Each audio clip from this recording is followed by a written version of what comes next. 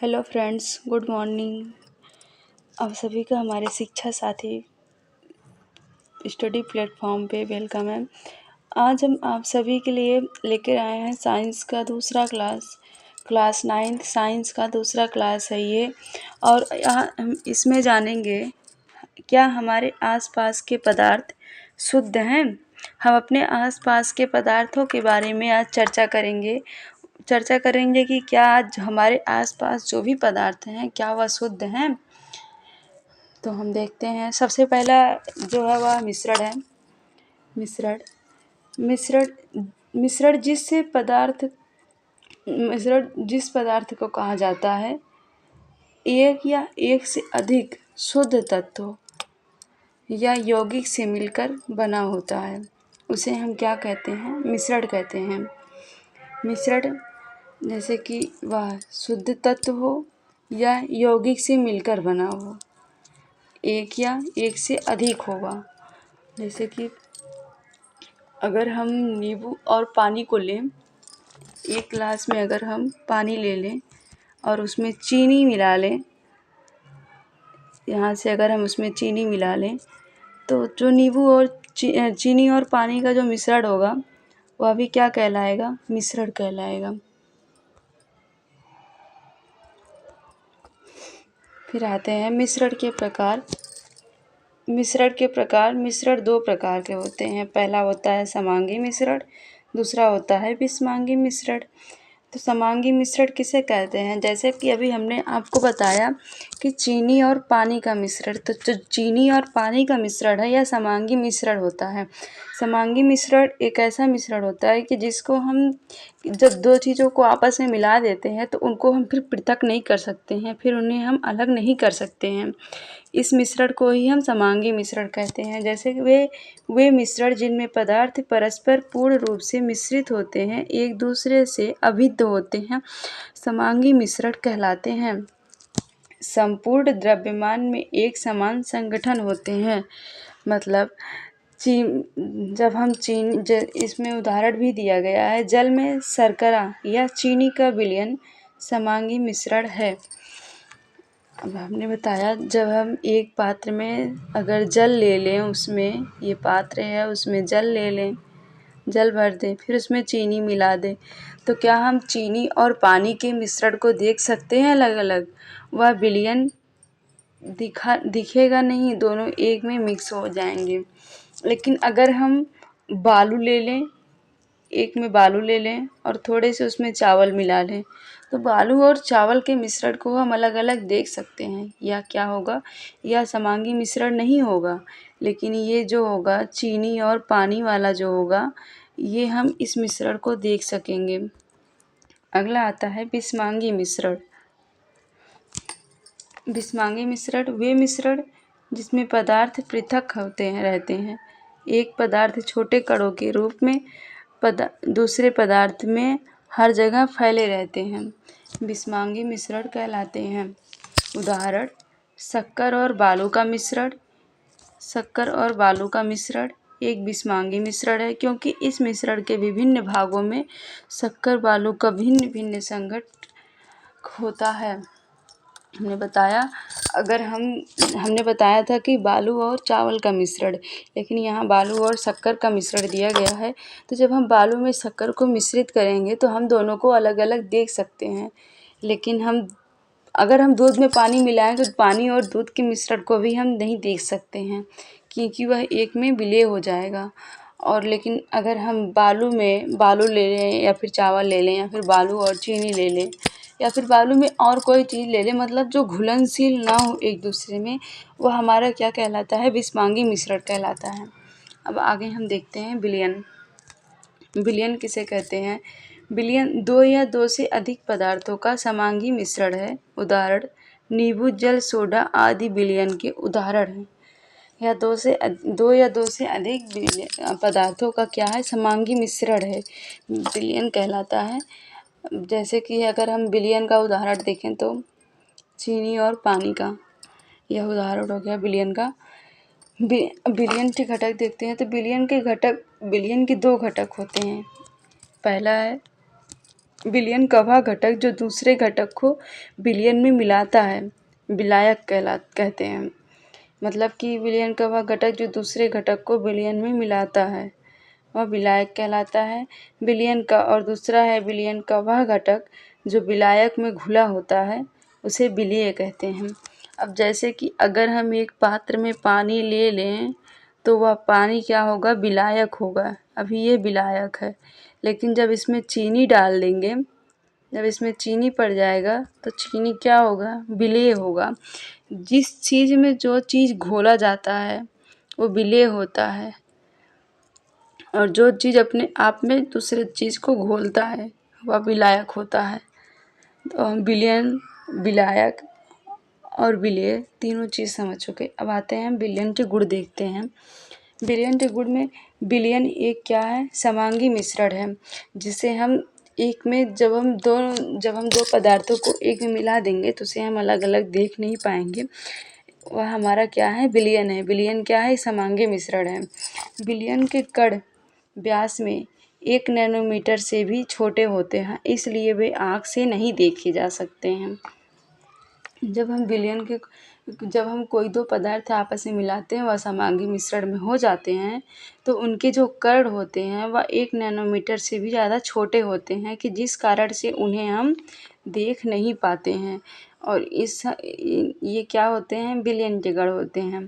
तीसरा है, अपने छोटे आकार के कारण विलयन के कण गुजर रही प्रकाश की किरण को फैलाते नहीं हैं, इसलिए विलयन में प्रकाश का मार्ग दिखाई नहीं देता है।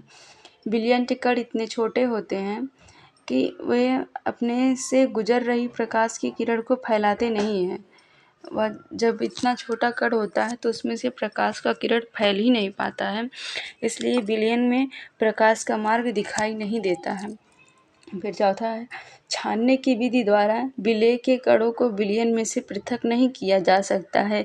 विलयन को शांत छोड़ देने पर विलेय के कण नीचे नहीं बैठते हैं, अर्थात विलयन अस्थायी होता है। ये नहीं है कि जैसे अब अगर हम पानी में बालू को मिला दें तो जब उन्हें हम छान लेंगे तो दोनों को हम अलग कर देंगे और वह दिखेंगे भी अलग अलग, उन्हें हम देख भी सकेंगे।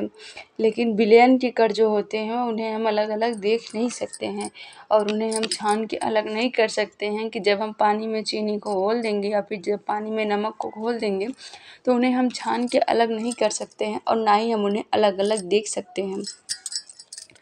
आते हैं, अब हम अगला देखते हैं, विलयन के प्रकार। विलयन के प्रकार, विलयन के पहले प्रकार में है वास्तविक विलयन। वास्तविक विलयन दो या दो से अधिक पदार्थों के समांगी मिश्रण को कहते हैं।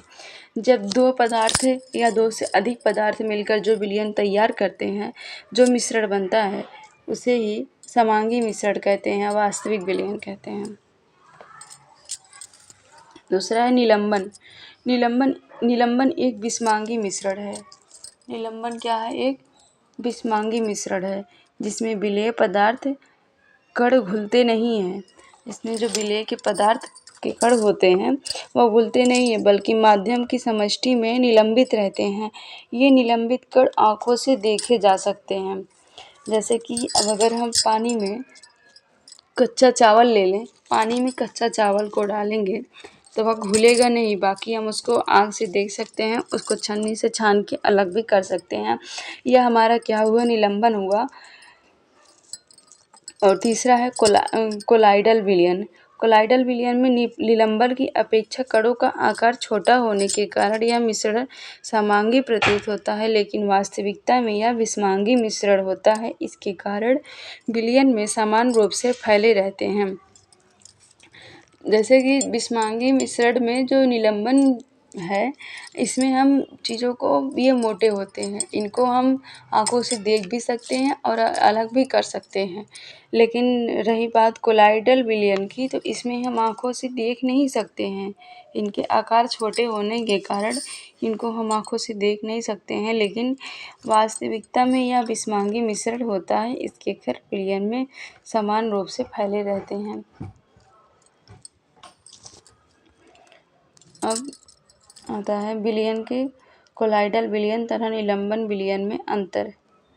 अब हम तीनों विलयनों में अंतर देखेंगे।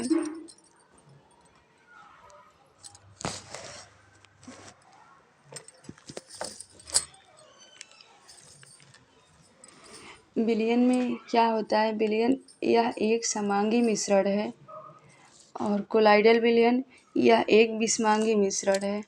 निलंबन यह एक विषमांगी मिश्रण है।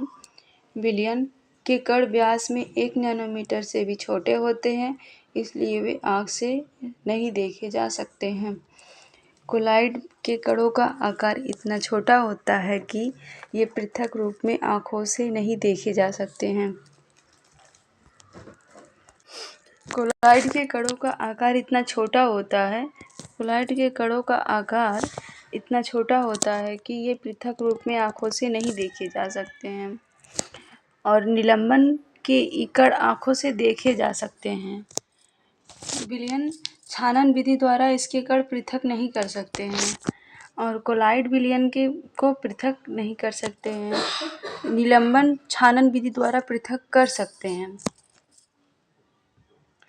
और विलयन पारदर्शी होता है। कोलाइडल विलयन अपारदर्शी होता है और निलंबन क्या होता है, पारभासी होता है। विलयन में टिंडल प्रभाव नहीं दिखते हैं और कोलाइडल विलयन में टिंडल प्रभाव दिखाई देते हैं और निलंबन में टिंडल प्रभाव दिखाई व नहीं देते हैं। दोनों अवस्था हो सकती है, मतलब दिखाई भी दे सकते हैं, नहीं भी दिखाई दे सकते हैं। किसमें? निलंबन में।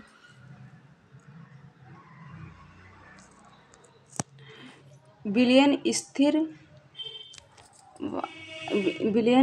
व रखने पर कण नीचे बैठ जाते हैं और कोलाइडल विलयन में अस्थायी विलयन होते हैं और निलंबन में अस्थायी विलयन होते हैं। विलय का कण नीचे बैठ जाता है। अब हम देखते हैं मिश्रण के घटकों के पृथक्करण की विधि। वाष्पीकरण, यह मिश्रण के दो पदार्थों में से एक पदार्थ का वाष्पीकरण होना, जैसे एक पदार्थ का क्वथनांक दूसरे से कम होता है, यह वाष्पीकरण होता है। उदाहरण, रंग वाले घटक को नीले अथवा काले रंग की स्याही से पृथक करना। जब हम पानी में मिले रंग को गर्म करते हैं तो पानी वाष्पित हो जाता है तथा रंग घटक का अवशेष बच जाता है। दूसरा है, आगे है अपकेंद्रीकरण। जब किसी पदार्थ को तेजी से घुमाया जाता है तो भारी कण नीचे की तरफ दबाव डालते हैं तथा हल्के कण ऊपर चले जाते हैं। उदाहरण, दूध से क्रीम पृथक करना। जब हम दूध को हिलाते हैं ज़्यादातर तो उसमें से जो क्रीम होता है वह ऊपर के साइड आ जाता है और दूध नीचे बैठ जाता है। दूध से क्रीम पृथक करना, इसी तरह जिस तरह से हम दूध से क्रीम को पृथक करते हैं, उसी तरह अगर हम पानी में किसी भारी कण को डालें, छोटे छोटे कंकड़ को अगर हम पानी में डालें या फिर हम चीनी को ही ले लें, तो जब हम पानी में चीनी डालेंगे और अगर उसमें हम किसी वस्तु से या फिर अपने हाथ से ही पानी को हिला दें तो जो भारी कण होंगे, पानी से चीनी ज़्यादा भारी होगा, या फिर अगर कोई कण डालेंगे तो भी पानी से ज़्यादा भारी होगा, वह पानी के सतह के नीचे यहाँ आके बैठ जाएगा और पानी ऊपर हो जाएगा। उसी तरह दूध से क्रीम हल्की होती है तो दूध ऊपर हो जाता है और क्रीम दूध नीचे हो जाता है और क्रीम ऊपर आ जाता है। यही दूध से क्रीम पृथक करना अपकेंद्रीकरण होता है। फिर आते हैं पृथक्करण की कीप। दो घुलनशील द्रव को आसानी से पृथक्करण कीप द्वारा अलग कर सकते हैं।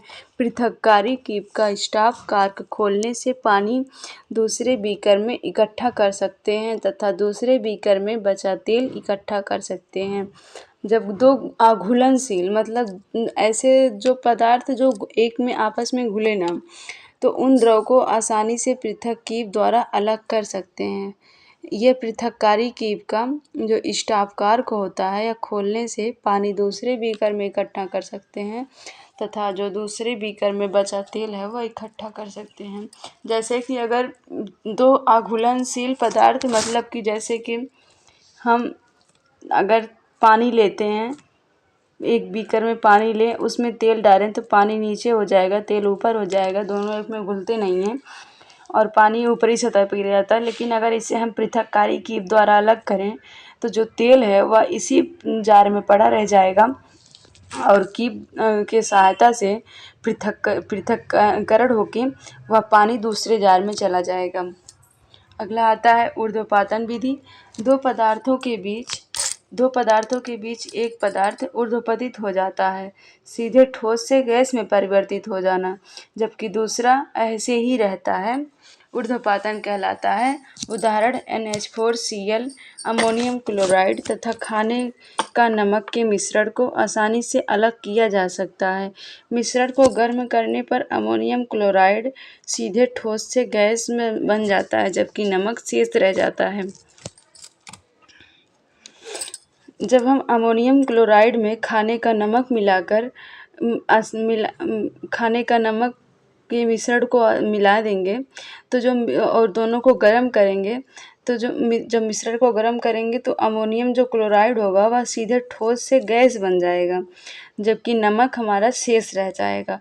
इसी तरह जब हम कपूर को जलाते हैं तो कपूर हमारा वह द्रव में ना परिवर्तित होकर ठोस से सीधे गैस में बन जाता है। अब आता है, अगला है क्रोमैटोग्राफी।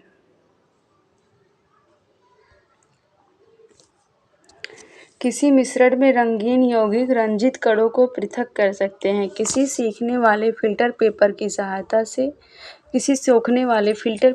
सहायता से जब पानी या किसी भी विलयन के कण ऊपर की दो अलग अलग रंग के साथ जुड़े जाते हैं तो क्रोमैटोग्राफी पेपर द्वारा दोनों पृथक हो जाते हैं, क्योंकि दोनों रंग अलग अलग गति से सोख लिए जाते हैं।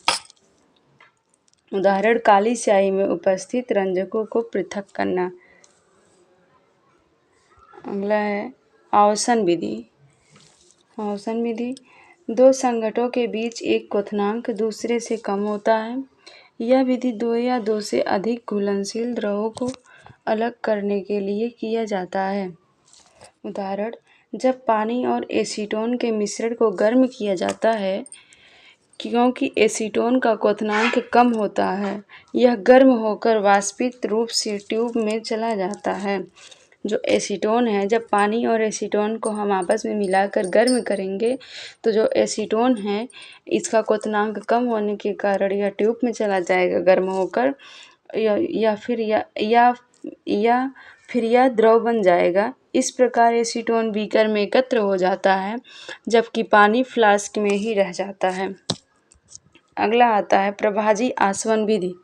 प्रभाजी आसवन विधि दो या दो से अधिक घुलनशील द्रवों जिनके क्वथनांक का अंतर 25 केल्विन से कम होता है के मिश्रण को पृथक करने के लिए प्रभाजी आसवन विधि का प्रयोग किया जाता है।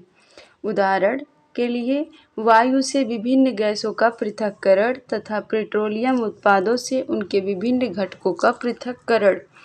हम वायु से विभिन्न गैसों का पृथक्करण करते हैं तथा पेट्रोलियम के जो उत्पाद होते हैं उनसे भी विभिन्न घटकों का पृथक्करण कहते हैं। इन सारे क्रियाकलापों को ही प्रभाजी आसवन विधि कहते हैं। तो इसके बाद है क्रिस्टलीकरण। जब किसी मिश्रण से अशुद्धियों को दूर करने के लिए पहले किसी उपयुक्त विलयन में घोलना और क्रिस्टलीकरण द्वारा एक संघटक को पृथक करना क्रिस्टलीकरण कहलाता है। जब कोई मिश्रण हो उसमें अशुद्धियाँ हों तो उन अशुद्धियों को दूर करने के लिए जो उपयुक्त विलयन में घोलना और क्रिस्टलीकरण द्वारा एक संघटक को पृथक करना ही क्रिस्टलीकरण कहलाता है। उदाहरण के लिए कॉपर सल्फेट के क्रिस्टल को पहले से सल्फ्यूरिक अम्ल में घोलते हैं और फिर गर्म करके विलयन को पृथक किया जा सकता है। जो विलयन बना था उसे पूरी तरह उसे पूरी रात रखकर छोड़ दिया जाता है, अतः केवल शुद्ध कॉपर सल्फेट के क्रिस्टल बनते हैं, जबकि अशुद्धियाँ सल्फ्यूरिक अम्ल में ही रह जाती हैं।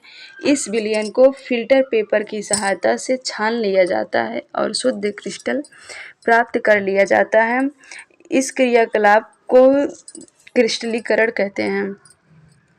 अगला है भौतिक तथा रासायनिक परिवर्तन में अंतर।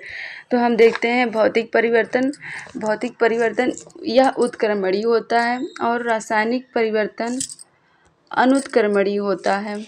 भौतिक परिवर्तन के दौरान कोई नया पदार्थ नहीं बनता है और रासायनिक परिवर्तन के दौरान नए पदार्थ बनते हैं। भौतिक परिवर्तन में बहुत कम मात्रा में ऊष्मीय अथवा प्रकाश ऊर्जा निकलती है, लेकिन रासायनिक परिवर्तन के अंतर्गत एक रासायनिक परिवर्तन में एक बड़ी मात्रा में ऊष्मीय अथवा प्रकाश ऊर्जा निकलती है। और भौतिक परिवर्तन में उनका उदाहरण है जैसे कि बर्फ़ का पिघलना। जब बर्फ़ पिघलता है तो इसे हम पिघलते हुए देख सकते हैं और इसमें ना कोई प्रकाश निकलता है, ना कोई ऊर्जा निकलती है, बस बर्फ़ पिघलकर आसानी से बर्फ़ से पानी बन जाता है। लेकिन लकड़ी का जलना, जब लकड़ी जलती है तो यह एक रासायनिक क्रिया है और लकड़ी जब जलती है तो उसमें से ऊष्मा, कार्बन डाइऑक्साइड और प्रकाश भी निकलता है। यह हमारा रासायनिक अभिक्रिया है। पदार्थों का रासायनिक संगठन के आधार पर वर्गीकरण। हम रासायनिक संगठन के आधार पर पदार्थों के कई भागों में बांट सकते हैं। जैसे तत्व पदार्थ का वह मूल रूप है जिसे रासायनिक प्रतिक्रिया द्वारा अन्य सरल पदार्थों में विभाजित नहीं किया जा सकता है। मतलब तत्व पदार्थ का वह मूल रूप है जिसे हम रासायनिक प्रतिक्रिया द्वारा अन्य सरल पदार्थों में विभाजित नहीं कर सकते हैं। जैसे कि ऑक्सीजन है, ऑक्सीजन को हम दो मूल रूप में विभाजित नहीं कर सकते हैं, बल्कि ऑक्सीजन तत्व ऑक्सीजन ही रहेगा। और हमारा तत्व जैसे जिंक है, तो जिंक को हम दो तत्वों में परिवर्तित नहीं कर सकते हैं, बल्कि वह एक ही तत्व रहेगा। तत्वों को साधारण धातु, अधातु, उपधातु में वर्गीकृत किया गया है। तत्वों को 3 रूपों में बांटा गया है, धातु, अधातु और उपधातु। अब हम जानेंगे इन तीनों तत्वों के बारे में। पहला है धातु। धातु क्या होती है? धातु चमकदार होती है, अधातु चमकदार नहीं होती है। उपधातु ऐसे तत्व धातु और अधातु के बीच के गुणों को दर्शाते हैं। धातु अघातवर्ध होते हैं और तन्य होती हैं, अर्थात धातुओं को खींचकर तार बनाए जा सकते हैं। इनको धातुओं को हम पीटकर तार बना सकते हैं, ये टूटते नहीं हैं। जैसे कि सोना हुआ, चांदी हुआ, इन सबको हम पहनते भी हैं, इनसे ज्वेलरी भी बनती है, इनके तार भी बनाए जा सकते हैं। और जो सबसे अधिक तन्य धातु है, जिसमें तन्यता अधिक होती है, वह है सोना। सोना को हम सबसे ज़्यादा फैला सकते हैं, सबसे लंबी तार बना सकते हैं। और इसके बाद आती है चांदी। और अधातु आघातवर्ध नहीं होते हैं, तन्य नहीं होते हैं, भंगुर होते हैं। भंगुर का मतलब होता है अगर धातु को हम सोचें कि हम इन्हें पीट कर इनसे हम एक पतली तार बना लें, तो इनसे हम एक पतली तार नहीं बना सकते हैं, बल्कि ये टूट जाएंगे। इनमें भंगुरता होती है। और धातु प्रतिनिधित्व पूर्ण होते हैं और अधातु प्रतिनिधित्व पूर्ण नहीं होते हैं। धातु ये ऊष्मा तथा विद्युत के सुचालक होते हैं, मतलब कि धातु में विद्युत प्रवाहित की जा सकती है, लेकिन अधातु ये ऊष्मा तथा विद्युत के कुचालक होते हैं। इनमें धातु प्रवाहित नहीं की जा सकती है। अगर हम लकड़ी का गुटका ले लें तो उसमें धातु प्रवाहित नहीं की जा सकती है, लेकिन सोना, चांदी, लोहा या फिर कुछ भी हम ले लें तो उसमें वे धातु होती हैं, उनमें हम विद्युत प्रवाहित कर सकते हैं। ये विद्युत के सुचालक होते हैं। लेकिन लकड़ी का गुटका हुआ, पेपर हुआ, रबर हुआ, ये सब विद्युत के कुचालक होते हैं। और अब हम उदाहरण देखते हैं धातु में। उदाहरण के लिए सोना, लोहा और इत्यादि बहुत सारी धातुएं हैं। अधातु में उदाहरण के लिए ऑक्सीजन, फास्फोरस। ऑक्सीजन हमारा गैस है, फास्फोरस एक तत्व है। और उपधातु उदाहरण के लिए है बोरान, सिलिकॉन, जर्मेनियम।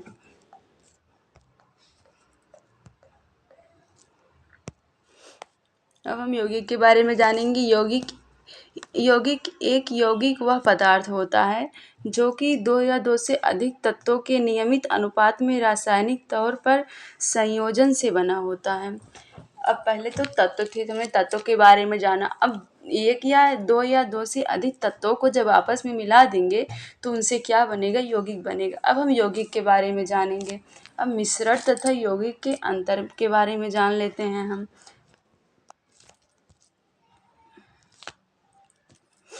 मिश्रण क्या होता है? तत्व या यौगिक केवल मिश्रण बनाने के लिए मिलते हैं, किंतु किसी नए यौगिक का निर्माण नहीं करते हैं। मतलब जो तत्व होते हैं या यौगिक होते हैं केवल मिश्रण बनाने के लिए मिलते हैं, लेकिन इनसे हम किसी नए यौगिक का निर्माण नहीं कर सकते हैं। और यौगिक क्या होता है? तत्व क्रिया करके नए यौगिक का निर्माण करते हैं। नए पदार्थ संगठन द्वारा मिश्रण एक संगठन परिवर्तनीय होता है। और यौगिक क्या होता है? नए पदार्थ का संगठन सदैव अस्थायी होता है। मिश्रण उसमें उपस्थित घटकों के गुणधर्मों को दर्शाता है और यौगिक नए पदार्थ के गुणधर्म पूरी तरह से भिन्न होते हैं। मिश्रण घटकों को भौतिक विधियों द्वारा सुगमता से पृथक किया जा सकता है, लेकिन यौगिक घटकों को केवल रासायनिक या वैद्युत रासायनिक प्रतिक्रिया द्वारा ही पृथक किया जा सकता है। तो आज का क्लास यहीं समाप्त होता है, और कैसा लगा हमारा क्लास कमेंट करके ज़रूर बताइएगा। और अगर हमारा वीडियो अच्छा लगा हो, अगर हमारा पढ़ाने का तरीका अच्छा लगा हो, तो आप सभी से गुजारिश है कि हमारे वीडियो को लाइक करिएगा और चैनल को सब्सक्राइब करिएगा, और कमेंट करके ज़रूर बताइएगा कि कैसा लगा। अगर हमारे पढ़ाने में कोई त्रुटि रही हो तो ज़रूर बताइएगा, हम उसे सुधारने की कोशिश करेंगे।